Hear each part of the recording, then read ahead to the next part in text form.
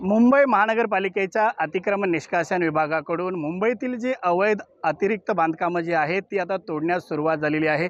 मुंबई महानगरपालिका अंतर्गत के पश्चिम कार्यालयाच्या अंतर्गत देखील वर्सोवा किनाऱ्यावरील बांधकामांना आज पालिकेकडून तोडक कारवाईला सुरुवात झालेली आहे। मी आता उभा आहे अंधेरी पश्चिमेकडील वर्सोवा समुद्र किनाऱ्यावर। आपण पाहू शकतो या ठिकाणी महापालिकेकडून आज सकाळीच अतिक्रमण जे झाले होतं समुद्र किनाऱ्यावरील CRZ कायद्याचं उल्लंघन करून जी बांधकामं झाली होती या बांधकामावरती या ठिकाणी आता कारवाईला सुरुवात झालेली आहे। सकाळपासून पालिकेकडून या ठिकाणी कारवाईला सुरुवात झाल्यानंतर स्थानिक नागरिकांनी या ठिकाणी मोठ्या प्रमाणात विरोध देखील केला होता। मात्र या विरोधाला डावलत महापालिकेकडून या ठिकाणी कारवाईला सुरुवात झालेली आहे। सकाळपासून या ठिकाणी पालिकेकडून एक इमारत देखील निष्कासित करण्यात आलेली आहे। दुसरं इमारतीचं निष्कासनाचं काम देखील महापालिकेने हाती घेतलेलं आहे।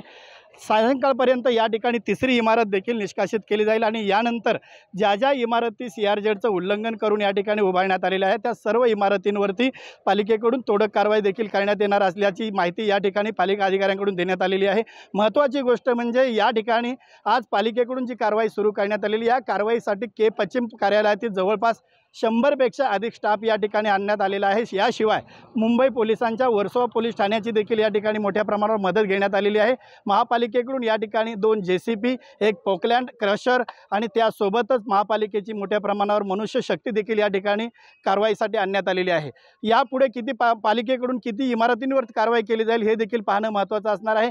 या ठिकाणी कुठेतरी स्थानिक नागरिकांचा विरोध होत असताना आता यामध्ये राजकीय हस्तक्षेप होईल का हे पाहणं देखील तितकं महत्त्वाचं ठरणार आहे। कॅमेरा पर्सन महेंद्र समी, संजय गडदे, साम TV न्यूज, मुंबई।